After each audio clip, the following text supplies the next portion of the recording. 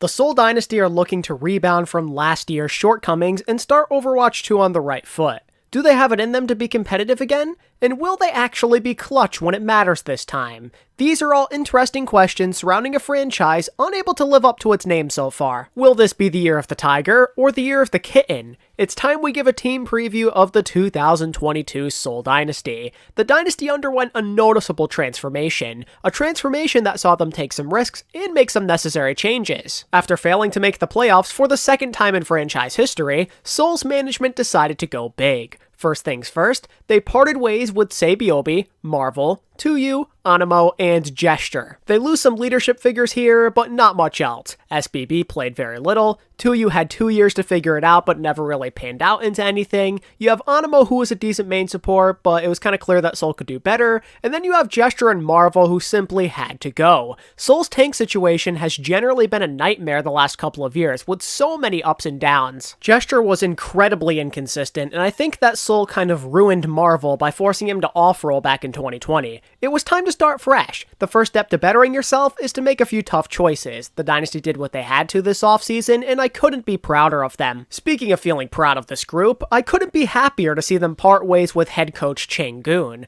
I could honestly care less about Seoul making a grand finals under him. We all know very well it was because of the meta more than anything else. If you look at all of the other moments throughout his coaching tenure, it was filled with questionable strategies and lineup compositions. Think about the number of disastrous games where Seoul felt completely lost, as well as the close losses where they just couldn't get it done. Seoul were either inconsistent or not clutch enough a lot of the time. I am jumping for joy if I'm a Seoul fan here. This might have been the best move they made. That's heavily up for debate, of course, though, because Seoul killed it with their player additions. For starters, they got one of the top free agents in the market with Smurf. As a multi-time champ and a top tank player in the world, Smurf makes the Dynasty tank situation way better on paper. We all know how good this guy is, there's really not much else to say in that regard, but there's one question that needs answering with Smurf. What's his off-tank pool looking like? Smurf is one of those people who seems very capable of having a smooth transition to 5v5. He's smart, dependable, and capable of making big plays. If there's any high-level main tank out there who can pick up a bunch of new characters, it's him. But just because he's trustworthy does not mean that anything's going to go his way though, so I suppose that Seoul are taking a slight risk. They're getting a good player no matter what, but how well can one man end up adapting all by himself? It's the same problem that anybody else going down this route is taking. I don't really care how good a player is. This is always going to be a concern when you're entering an unknown realm like this. I'm curious to see how Smurf does on his own here. He could be the difference maker that Seoul were looking for, so for their sake, I really hope that everything works out. On a brighter note, the Dynasty added some depth at their DPS line with some homegrown talent. Say hello to Flex DPS, Stalker. Stalker has played a pivotal role in helping Gen G find any sort of success throughout the years. He's a pretty good flex who can play a little bit of everything. He's known for things like Tracer and Projectile mostly, but we've seen him venture into other things too. Not that Seoul desperately needed him or anything, but I think that you're always going to take the versatility when you can afford it. Profit and Fits are solid, no doubt. They aren't amazing at absolutely everything though, and they've kind of been stuck as the only DPS combo the team can run for the better part of 2 years. By adding Stalker, you can ensure that Profit and Fits can focus more on the stuff they're best at than have Stalker fill in the cracks. This is the type of addition that could only make Profit and Fits better players. Stalker is a pretty good person to have on standby. He's shown he can make a difference, and I think that he could end up being a secret weapon of sorts this year. Having him be an active part of the rotation only makes the Dynasty a tougher team to prepare for. Now you can't just study and worry about Profit and Fits. Now you have to keep an eye on a third DPS prospect. This could be a nightmare-level trio. I like what Seoul's working with here. But anyway, wrapping up the new player additions this year is the signing of Vindime as the team's new main support. Now technically, they originally signed Jonek to presumably be the new starting flex support, but of course, he ended up leaving the team due to some health issues a couple months back. That could be a problem in itself, but we'll talk about that later. For now, we gotta focus on the guy who is actually on the roster. Vindime was among one of the best possible options out of Korean contenders. You know this guy is good for the simple reason that the first and only major team he played for was O2 Blast.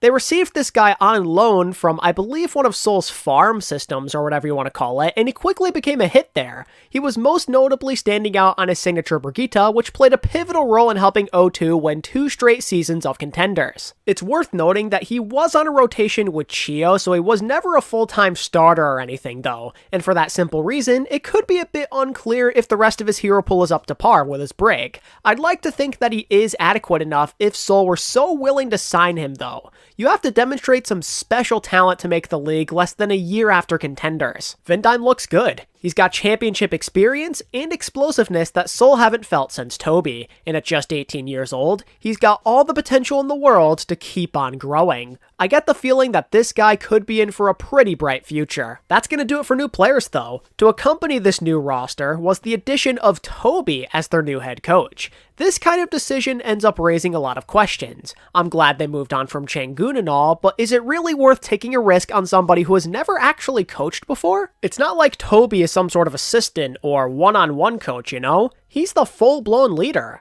That's a lot of pressure on his shoulders. But you know, at the same time, even though I'm not the biggest fan of seeing Toby take on so much responsibility early on, it's definitely something that he could handle, as he has all the tools in the world needed to be an excellent coach.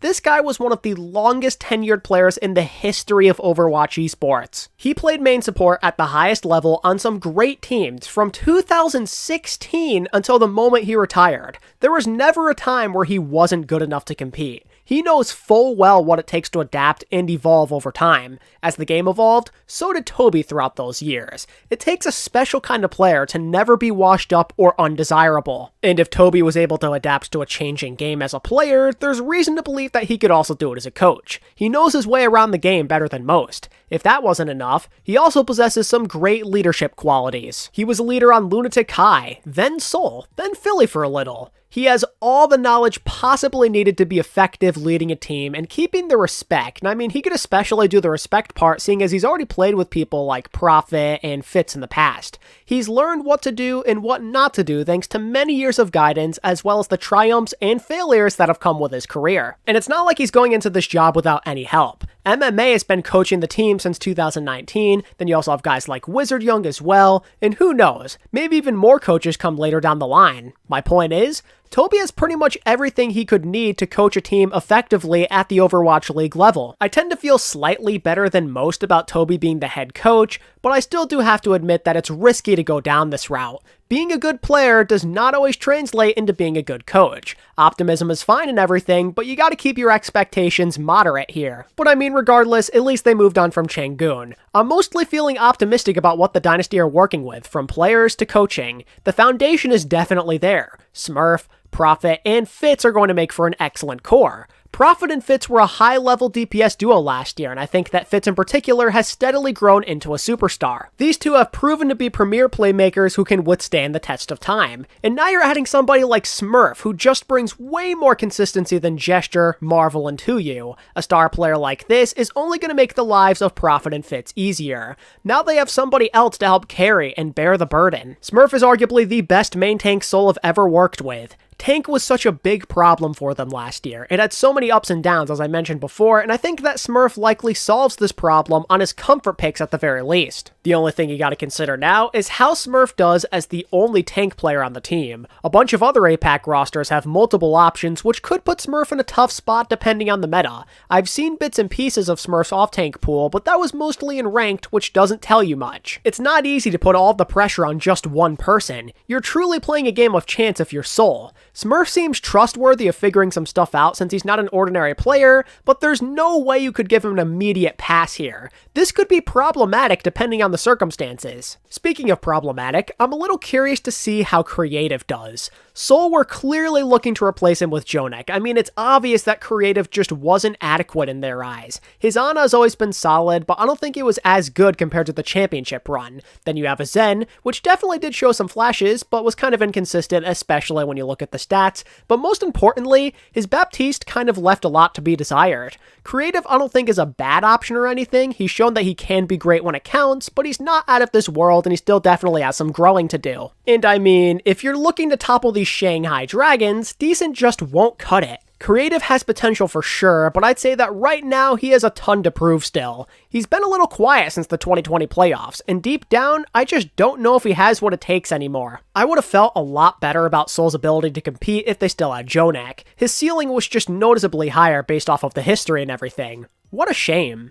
I suppose that creative Vindime isn't horrible though, and that's kind of the important thing here. I especially feel this way because of Vindime, you know? He's already shown he can make a difference when it counts, and I think so long as the rest of his hero pool holds up, he's gonna carry his weight. I like Vindime, but of course, I mentioned there's a what if there, which only adds even more questions into Seoul's potential. All I'm saying is, there is a world where the Seoul support line could end up in a load of trouble. Specific metas could absolutely kill them. But even in general, I don't know if I'm absurdly confident in their supports when it comes to title aspirations and whatnot. They're likable, but without Jonak, it just feels like something's off. Vindime is only a rookie, as good as he is, you have to remember that, and I'm convinced that creative just isn't consistent enough. If you're looking to topple Shanghai and be a top team, your support position has to go above and beyond. And right now, I just don't know if I can say they're capable of that. But don't let my concerns completely deceive you. Creative and Vindime are still good enough to at least help Seoul get to the playoffs. I'm not sure how far they'll go once they get there, but on a regular season level, I think they should be sufficient. You have to remember that a lot of other APAC rosters don't have ridiculous backlines. Shanghai's like the only guaranteed godlike support line out of APAC, at least right now. It's not going to be easy, of course, but I could totally see the Dynasty backline typically holding their own. I still have my doubts when looking beyond the regular season, but it's better than feeling completely hopeless. Seoul are in pretty decent shape. They've got a good core to build around, they have a good DPS rotation, Tank feels the best it has in years, and Changun is gone. My only gripes really come from the support line maybe not being explosive enough, as well as some general flexibility concerns. But hey, that's natural. That's kind of something you're always going to worry about when you're only rocking with 6 men. If they still had Jonak and maybe another tank, they'd be golden. But given that most teams from the East only plan to run a select few players anyway, maybe they'll get away with this. The Dynasty are not bad at all. There's room for a solid campaign. And I'd say that's about as good of a segue as any to move into my season projections. Bear with me here, folks. I'll explain everything. I'm going to go out and say that the Seoul Dynasty finish anywhere from 10th through 2nd place in the overall standings and 4th through 1st in APAC. I know, it's ludicrous. 9 whole places with them potentially even being top 2 in the league is kind of a lot. But you gotta remember that Seoul have such a wide range of outcomes since they are one of the better teams in APAC. At the very least, I'm expecting them to be top 10 overall. Respectable status feels pretty realistic.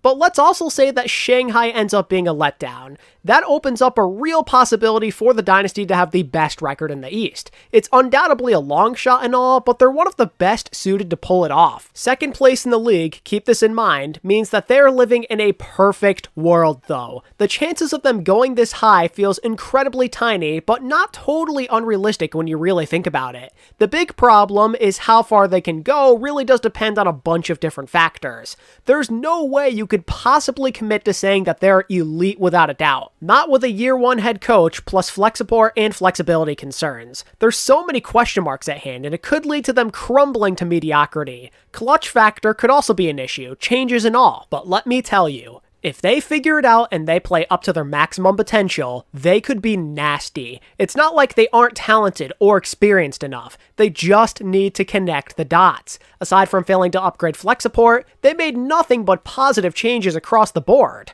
I may not have total trust in this group to make a deep run or anything, but I could definitely see them making the playoffs. Do not sleep on the Seoul Dynasty. They generally feel better than most of the APAC region on paper, which should lead to another season rich in W's. The only question is, will they be clutch when it matters this time? We'll find out in less than a month. But until then, that's all I've got to say on Seoul currently. And now I turn it over to you, ladies and gentlemen. What is your rating of the Seoul Dynasty heading into Season 5? Leave a comment down below so we can keep the discussion going. And of course, if you enjoyed the video, please do consider hitting like and subscribe as it helps my channel out a lot, and we're close to 30,000 subscribers and I'd love to reach that milestone. And until next time, this is ATP, signing out. Peace.